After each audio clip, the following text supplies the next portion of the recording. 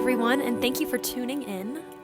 We are 4 students from the Harvard Graduate School of Education, currently enrolled in EDU H611, which is Becoming a Good Person and Leading a Good Life.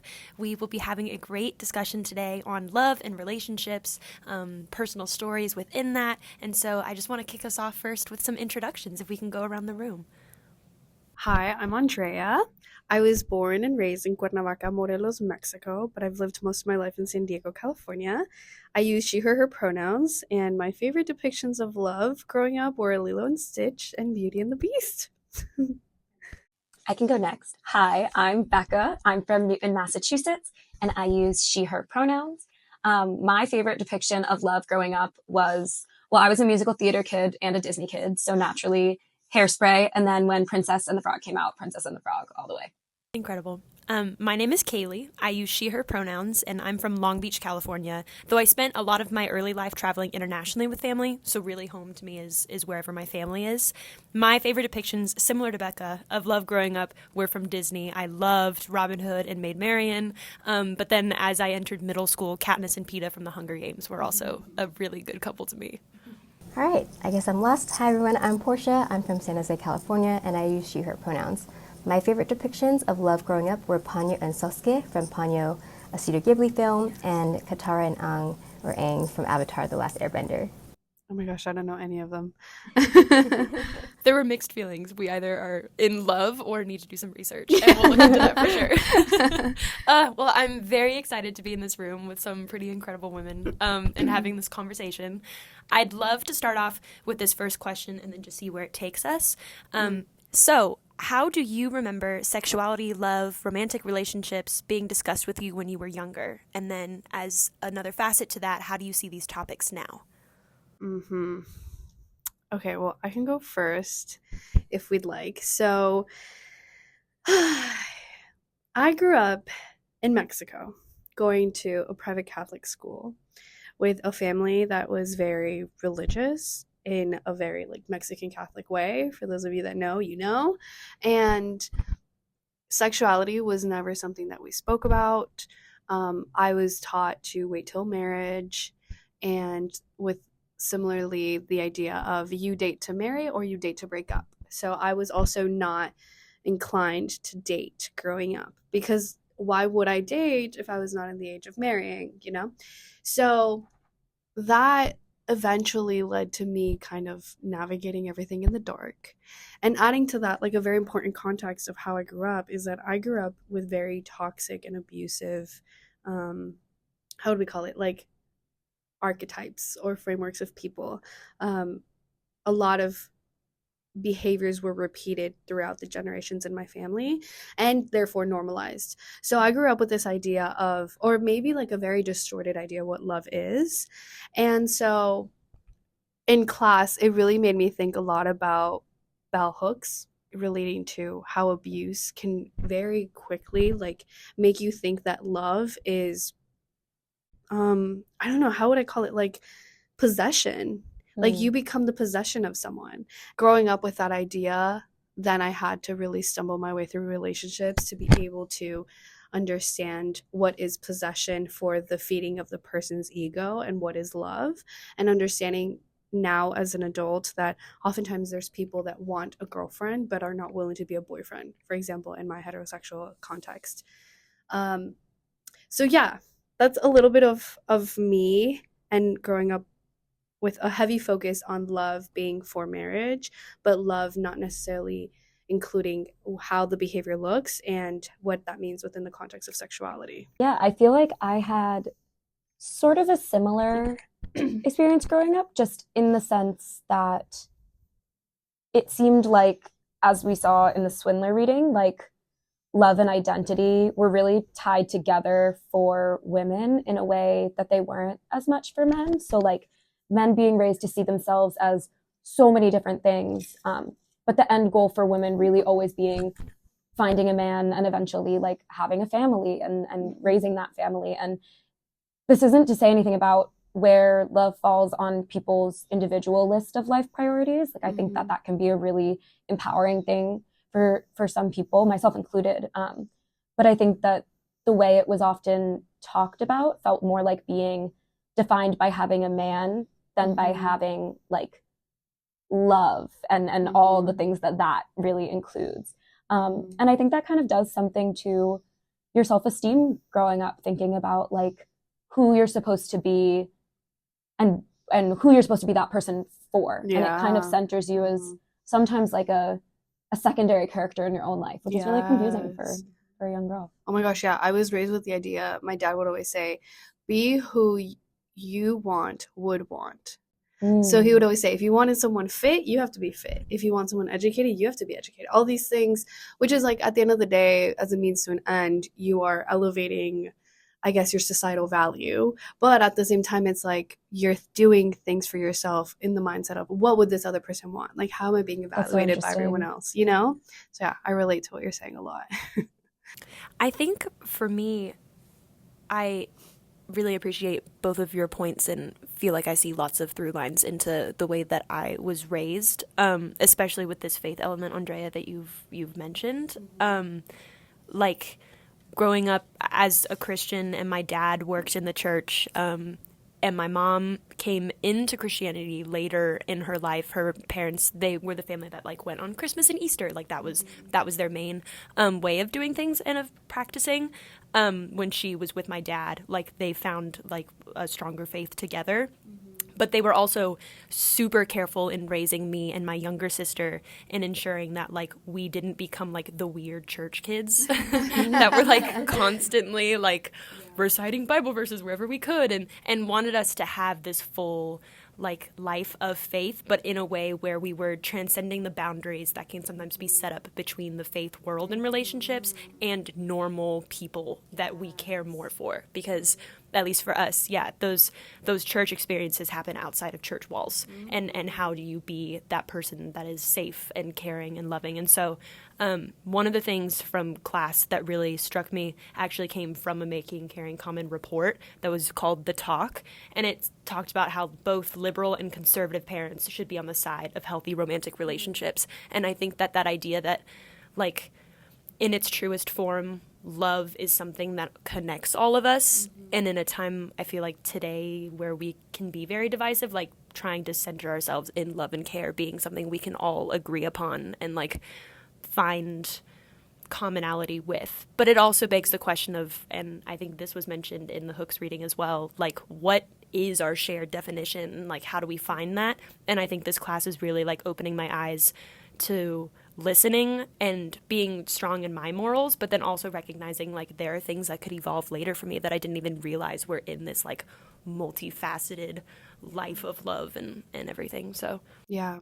If I may add, or more so highlight what you mentioned about uniting like the human aspect and the church aspect is something that I have always had so much trouble with growing up as very faith focused.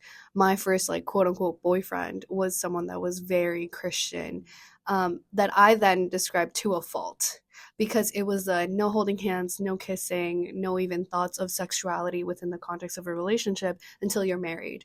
So we were 16 when we dated, and it was the context of like his parents fully sat him down and said, if you were to tell us you wanted to marry Andrea tomorrow, we would approve. And we were 16 and we had been like, I call it loosely dating for a year, because we had never held hands, we had never gone on a date, because that means we have to court. And in order to court, that means you're going to get married. Like, that's your person now, period. And there's no trial in there.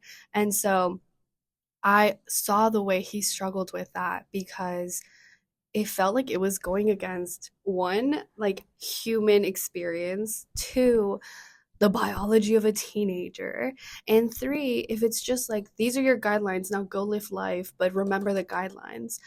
He didn't have support on how to practice it necessarily. And so it didn't work out. Obviously, it didn't work out. He ended up ruining our relationship because he cheated on me in a way where like, we do not condone that on this podcast. Yeah, exactly. And the worst part is like, it was with this other girl, and it was a kiss behind the bungalows at school, you know, like so childish, but it meant so much more because everything was in the context of faith. And the commitment now was not just only to this person as a one-on-one relationship, but it was like, we're bringing in God. Like, I'm not going to even try to hold your hand or kiss you because I'm respecting your relationship with God. So how could you not respect? And now it's like this burden, this weight, right? And so it is that thing of like how to live life within the church and the human experience. And it sounds from what you're talking about too, like this idea of forever and commitment and these really adult concepts that you have to grow into and learn to understand being pushed on kids at such a young age. And I think that's some of where this idea, there are so many idioms that we have here of like being trapped into marriage or settling down, or like at a bachelor party, you get one last night of freedom before you're like trapped in this marriage forever. And it's almost villainizing to women somehow to enter this role that you've really been prescribed to enter by men your entire life. And so Kaylee, I really loved what you said at the beginning about your mom and dad kind of like finding and building that faith together. I think that's really beautiful. Like 1 and 1 is so much more than just 2, and like being able to grow as individuals and in a relationship, I think is like such an important message to be sending to kids. Like, this isn't just like where life stops for you. It's like, it's about building something with someone. Oh my gosh, please someone clip the 1 and 1 is so much more than 2. That was beautiful. Stolen quote. Don't remember where it's from, but I did not come up with that. You know, all of this also makes me think, though, like there's an aspect of approachability to role models or authority that we've looked up to, and what the role of parents or larger systems that we inhabit, how that plays a role in our ability to be flexible in these definitions and conversations, or to stray from possible cultural paths. So I'd love, as like a sub question to this, if anyone has like experience with parents or authority figures that they'd like to talk about and how that's influenced their thoughts. Yeah, so I definitely resonate with everyone kind of connecting with how relationships are really modeled by the parents and authority figures in their life. I think for me, my parents are not religious, so that didn't really play a part in my childhood, but I did witness my parents really showing each other affection wholeheartedly and explicitly. It's really heartwarming to see my parents say I love you to each other and show little acts of affection, like my dad massaging my mom's feet on the couch after a long day of work, or making silly faces together when they're just laughing in the kitchen. So I think when I grew up, I thought that was the norm for everyone, and I thought everyone had those kinds of relationships, or seeing those relationships among their parents. And I think now, because I witnessed that growing up, I found that my way of showing love is also to be overly affectionate and shower my partner, my friends, and family with words of affection, hugs, kisses, and like small gifts, just to show my way of appreciating them. And so my definition of love is similar to Bell Hooks from All About Love, about being able to extend yourself for someone else's spiritual growth and helping each other grow as people, and also making love an action where it's both intentional and choosing that person and choosing to grow together. I saw my parents really having difficult conversations, even though it wasn't the most pleasant at times. It was necessary because that was how they improved their relationship. And now I go about my relationships in the same way, where we have healthy communication, we have mutual respect. And I think those things, I hope, is present in a lot more young people's relationships. And so that's what's something I want to emphasize when I do talk to my friends who are maybe younger than me or less experienced in the romance aspect. I want to show them that, like, you deserve to be respected, you deserve to be loved in the way that you want to be loved. So I really hope that that message gets across to more young people. I love how you've highlighted that communication and conversation is both the discourse and the good times, because both of those are needed in the growth of humans. Totally. And I feel like your parents are so on track to become the people in the Love is Beautifully Ordinary video. I feel like I heard a lot of echoed sentiments about that in the way that you were talking about that.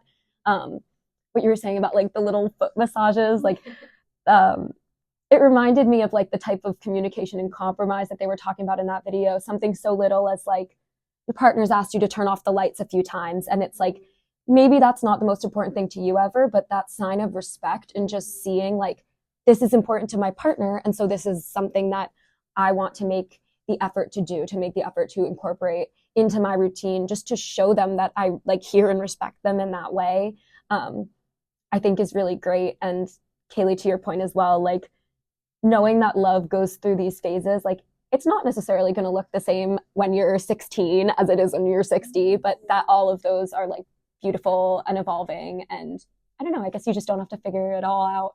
When Dr. Weissbourd talks about how when he says I love you on his wedding day is different from when he says I love you today. And I'm like, tell that story every class. It's the best. Yeah, and I think that highlights the difficulty of having a healthy relationship is, for example, using your example with the lights, it may not be something you think about and you care about, but consciously like making the effort every day until it becomes effortless to think about what they care about and what they think about. It's you becoming a little bit the other person as well, because that's I always say the saying, like, I love to be known is to be loved. And so it's that part where when someone starts to think about you and like, oh, that's so you, like, oh, but you would love this, oh, you would say this, oh, you do that all the time, like all these things, you have become part of them, is such a like a big way of showing love to me that doesn't just have to be romantic. Like it can be between friends. And to me it's like, wow, a part of you has already made space for me inside of your mind is so huge. And I think that's one of the biggest signs of a healthy relationship, whether it be a friendship or romantic relationship, whatever. And it makes it more sustainable, I think. Yeah. We don't have to go into this topic, but around this idea of relationship and seeking mutual respect for one another in communication and having those healthy bonds, I do wonder if anyone has thoughts on like the sex aspect of it or the more physical intimacy levels of partnership with one another, and whether we're thinking about teaching that with others or how we've grown to see that topic, if anyone has anything they'd like to share around that. Yeah, so I think my parents, specifically my mom, I think she grew up in a very conservative household where her parents didn't talk about love or sex at all. So she made it intentional where with her own child, she's going to be very explicit in that. So when I was in middle school, right around the time I got my first period, my mom was like, all right, Portia, you are becoming an adult now, so I think it's time we have this conversation. But I want you to know, like, in school, you'll talk about sex ed, the more physical aspects of that, but I want to talk to you about love and how that plays into sex.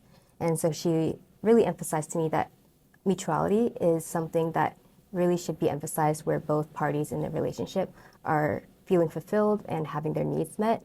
So she focused on, like, in sex, you don't want it to just be one-sided. You want both partners to be pleasing each other, and that should be the goal of it. It's to further the emotional aspect of the relationship as well as the physical aspect. So both play into each other.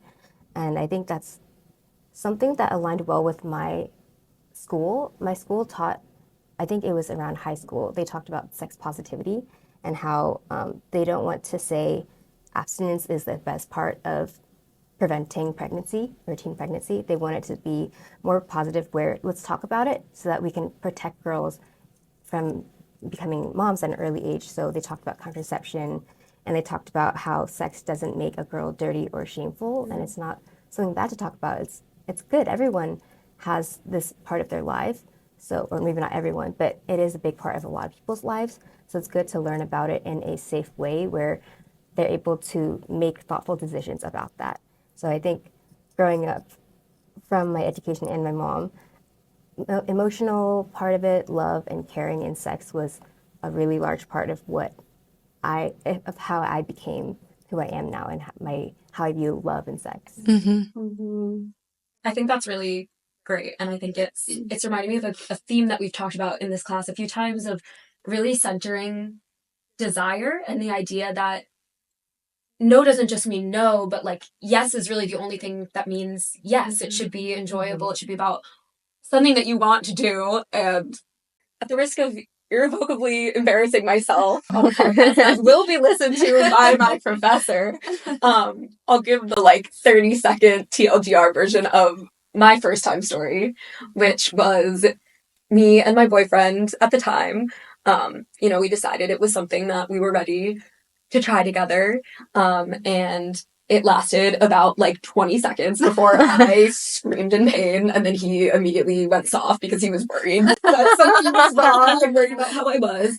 And then we high-fived, put on I Just Had Sex by Akon and Lonely Island, and then drove to get chocolate chip pancakes from IHOP, at 5 a.m. playing Christmas. It was May. We were playing Christmas music out the window, and it was super clunky and super awkward, but like somehow a really good experience because it was something that we were both like ready to try together, even though it wasn't this like vision of good sex that you might get in the media. Amen. But also, like, the compassion is there. Like, you Yeah. could tell there It was was there. love in there, and, like, I think that's where the conversations of love and sex go and parallel each other, is that we have been taught what successful sex looks like, but hardly is it ever hand in hand with love.